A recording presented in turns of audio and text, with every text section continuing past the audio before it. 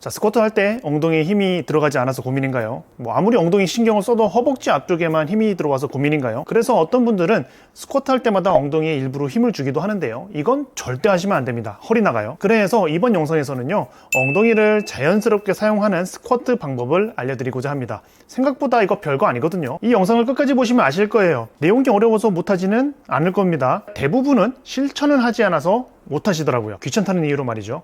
제가 누구나 따라할 수 있게 알려드릴 겁니다. 따라 한번 해보세요.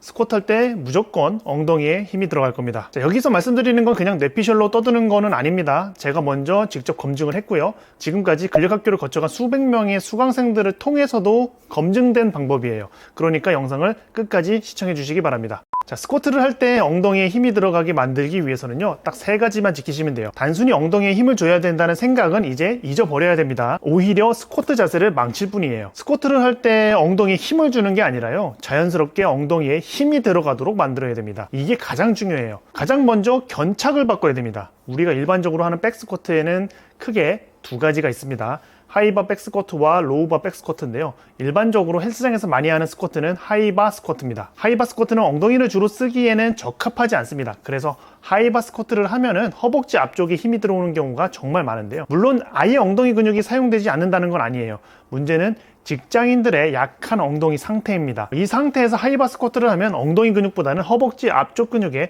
훨씬 더 강한 힘이 들어가게 됩니다. 그래서 애초에 엉덩이를 많이 쓰는 자세로 바꿔주는 게 가장 좋아요. 일반적으로 백스쿼트에서는 견착 위치만 바꿔도 엉덩이를 전보다 더 쓸 수 있게 됩니다. 바로 로우바 스쿼트 스타일로 말이죠.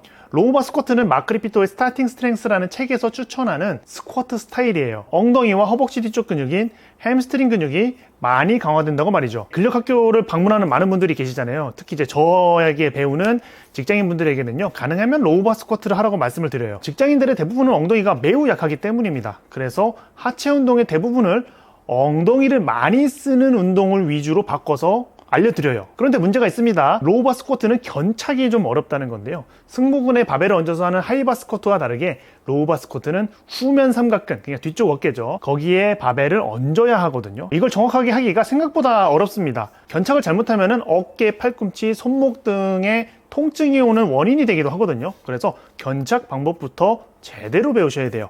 어려우니까 포기해야겠다는 생각을 하셨나요? 그러실 필요는 없습니다. 제가 정말 쉽게 로우바 스쿼트 견착을 하는 방법을 알려드릴 거니까요. 이 방법만 정확하게 숙지하면 정말 쉽게 로우바 스쿼트 견착을 할 수 있게 될 겁니다. 자, 일단은 바벨을 넓게 잡아야 돼요. 평소보다. 정확하게는 잡는다기보다는 손꿈치로 발을 앞으로 미는 거예요. 이 상태에서 손가락만 바벨에 딱 대면 됩니다. 이때 엄지손가락은 바를 말아주는 게 아니라 빼주셔야 돼요. 썸리스 그립을 해주셔야 됩니다. 손목을 일자로 유지를 해주시고요. 이 상태에서 상체를 숙이고 바벨 밑으로 들어갑니다. 먼저 하이바 스쿼트처럼 바벨을 승모근 위에 먼저 얹어주세요. 이제부터 정말 중요합니다. 집중을 해주셔야 돼요. 여기서부터는 승모근에 얹어놓은 바벨을 슬라이딩해서 아래로 내려줄 거예요. 그러면은 어깨 뒤쪽 근육이 수면 삼각근에 바벨이 딱 하고 걸릴 거예요. 이렇게 되면 로우바 스쿼트 견착에 성공을 한 겁니다. 여기서 주의할 건요, 반드시 바벨을 등에서 스쳐서 슬라이딩을 해야 한다는 거예요. 슬라이딩 하지 않고 바로 후면 삼각근에 바벨을 걸려고 하는 분들 많거든요. 이런 경우에는 정확히 견착이 되지 않는 경우가 정말 많아요. 거의 막 80% 이상 그렇습니다. 만약에 후면 삼각근에 걸리는 느낌이 없다면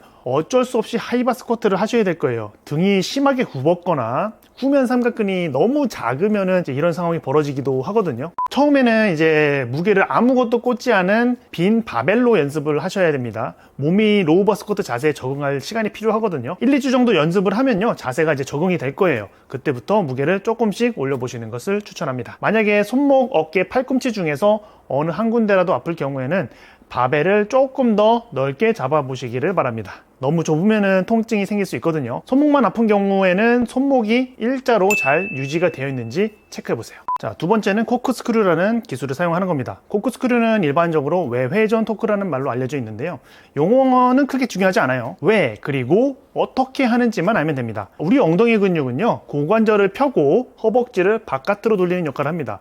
스쿼트 동작을 보면은 이제 접혀있던 고관절이 펴지잖아요. 이런 동작이 있기 때문에 스쿼트를 하면 엉덩이 근육의 힘이 강해진다고 말을 하는 거예요. 로우바 스쿼트는 자세 특성상 고관절이 많이 접힙니다. 그래서 일어나는 동작을 할 때 다른 스쿼트보다 고관절을 더 많이 접고 펴야 하죠. 그죠? 이것 때문에 하이바 스쿼트보다는 엉덩이가 더 많이 사용된다고 말씀을 드리는 거예요. 이게 전부는 아닙니다. 앞에서 엉덩이 근육은 허벅지를 바깥으로 돌리는 역할을 한다고 말씀을 드렸죠. 그런데 스쿼트를 하는 사람의 90% 정도는 이 부분을 신경 쓰지 않아요. 즉 이것을 신경 쓰는 것만으로도 상위 10%의 스쿼트 실력을 갖게 되는 거죠. 자, 앞에서 말씀드렸지만 허벅지를 바깥으로 돌리는 기술을 코크스크류라고 하는데요. 아주 간단합니다. 스쿼트 내려가는 동작을 하기 전에 허벅지를 바깥으로 돌려주기만 하면 돼요. 그러면 엉덩이에 살짝 힘이 들어가는 느낌이 들 겁니다. 이 상태에서 스쿼트 동작을 해보면은 엉덩이에 더 많은 힘이 들어가는 것을 느낄 수 있을 거예요. 이렇게 설명드리면 스쿼트 내려갈 때 엉덩이에 힘이 빠지는데 코크스크류 풀린 거 아닌가요? 라고 묻는 분들이 있습니다. 이거는 맞게 한 겁니다. 코크스크류는 단순히 허벅지를 바깥으로 돌리는 동작입니다. 이걸 서서 하면은 엉덩이 힘이 들어가는 거고요. 그리고 스쿼트에서 내려가는 동작을 하는 동안에는 무릎이 바깥으로 벌어지는 현상으로 나타나게 되는 거예요. 그래서 이제 지금 나오는 영상을 보시면은 코크스크류를 할 때 무릎이 벌어지는 모습을 확인할 수 있을 거예요. 스쿼트를 할 때 무릎이 발끝을 향해야 된다고 말을 하잖아요. 사실은 그냥 코크스크류만 잘해도 무릎이 자연스럽게 발끝을 향하게 되는 겁니다. 물론 이제 잘 안 되는 분들은 뭐 추가적으로 무릎을 벌려야겠지만요. 여기서 주의할 점이 있습니다. 백스쿼트를 할 때 우리가 서는 자세를 잘 신경 써야 되는데요. 우리가 평소에 그냥 서 있을 때는 몸이 수직으로 서 있죠. 그죠? 그런데 바벨을 짊어지면 달라지게 됩니다. 바벨에 아무것도 끼지 않으면 20kg인데요. 내가 수직으로 선 상태에서 20kg짜리 바벨을 등에 짊어지면은 무게중심이 뒤로 쏠리겠죠. 그죠? 그래서 그냥 바벨을 짊어지고 무게중심만 맞추고 서 있으면요. 자연스럽게 몸은 앞으로 기울어지게 됩니다. 그런데 바벨을 짊어지고도 수직으로 서려는 분들이 되게 많더라고요. 그런데 이제 이거를 인지를 제대로 하지 않고 무게를 막 올려버리면요. 심하게는 몸이 뒤로 넘어가는 현상이 발생하거나 허리를 다치기도 합니다. 그래서 백스쿼트 자세를 취할 때는요. 그냥 자연스럽게 무게중심 맞추고 서 있으면 되는 거예요. 그러면은 몸이 알아서 앞으로 살짝 기울어지게 되는 거고요. 이 상태를 유지하면서 코크스크류를 하셔야 돼요. 이런 이유 때문에 스쿼트 자세에서 서서 코크스크류를 할 때 엉덩이에 힘 주는 것에 집착하시면 안 돼요. 그러면은 앞에서 설명한 것처럼 몸의 무게중심이 뒤로 쏠리거나 허리가 말려서 다치게 될 수 있거든요. 이 부분을 꼭 주의해 주시기 바랍니다. 세 번째는 스쿼트 전에 힙힌지를 하라는 겁니다. 엉덩이를 많이 쓰는 로우바 스쿼트로 자세를 바꾸는 것도 중요하지만 근본적으로는 약한 엉덩이 근육을 먼저 활성화할 필요가 있습니다. 그래야 스쿼트를 할 때 더 효율적으로 엉덩이를 쓸 수 있게 됩니다. 여러 엉덩이 운동이 있지만요. 힙힌지 연습을 해주는 게 가장 효과적입니다. 이건 이제 근력학교에서 제가 수천 번 수업을 하면서 알아낸 거예요. 힙힌지는 엉덩이를 뒤로 뺐다가 일어서는 동작인데요. 이 동작을 여러 번 해주고 나서 스쿼트를 해보세요. 전보다 엉덩이 근육이 훨씬 더 잘 사용되는 것을 느낄 수 있을 겁니다. 자, 힙힌지 방법은 간단합니다. 벤치 앞에 먼저 서세요. 이때 정강이와 벤치의 간격은 1cm 정도가 될 정도로 가까이 서야 돼요. 앞에서 배운 코크스크류를 합니다. 이 상태에서 엉덩이를 뒤로 뺀 후에 잠시 멈춰주세요. 그리고 다시 일어서면 됩니다.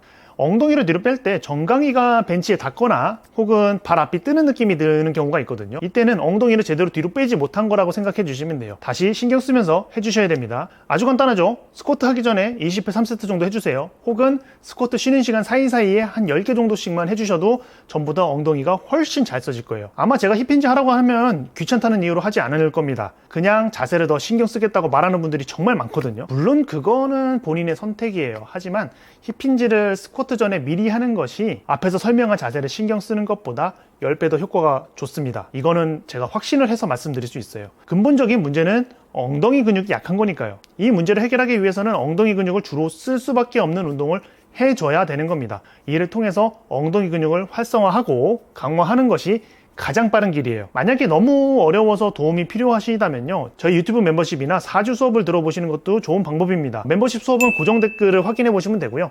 4주 수업은 제가 이제 채널 커뮤니티에 공지를 해드리거든요. 그걸 확인해 보시면 돼요. 근력학교와 가까운 곳에 살고 계시다면은 근력학교 수업을 들어보시는 게 가장 베스트겠죠. 이번 영상에서는 이제 스쿼트 할 때 엉덩이를 쓰는 방법에 대해서 이야기를 해봤습니다. 초보자분들이 생각보다 이걸 어려워하는데요. 해결 방법은 되게 간단했었죠. 그죠? 딱 3가지만 지키면 됐었습니다. 견착을 로우바 스타일로 바꾸라고 먼저 말씀드렸고요. 그리고 코크스크류를 하라고 말씀을 드렸어요. 그리고 마지막에는 약한 엉덩이 근육을 활성화시켜야 되기 때문에 힙힌지를 해야 한다고 말씀을 드렸는데요. 이 영상을 보는 분들의 10명 중 9명은 영상만 보고 실천을 하지 않을 거라고 생각을 해요. 실천까지 가는 사람은 10% 정도밖에 안 되는 거죠. 머릿속에 뭐 지식이 아무리 많이 들어있어도 귀찮다는 이유로 하지 않으면요. 아무 변화가 생기지 않을 겁니다. 내일 바로 헬스장에 가서 연습해 보세요. 아니야, 오늘 바로 연습을 해보세요. 실천만 동작만 해도 상위 10%의 스쿼트 자세를 만들 수 있을 겁니다. 만약에 내용이 마음에 드셨다면요, 구독을 눌러주시면 감사하겠습니다. 다음에는 더 좋은 내용으로 돌아올게요. 감사합니다. 백관장이었어요.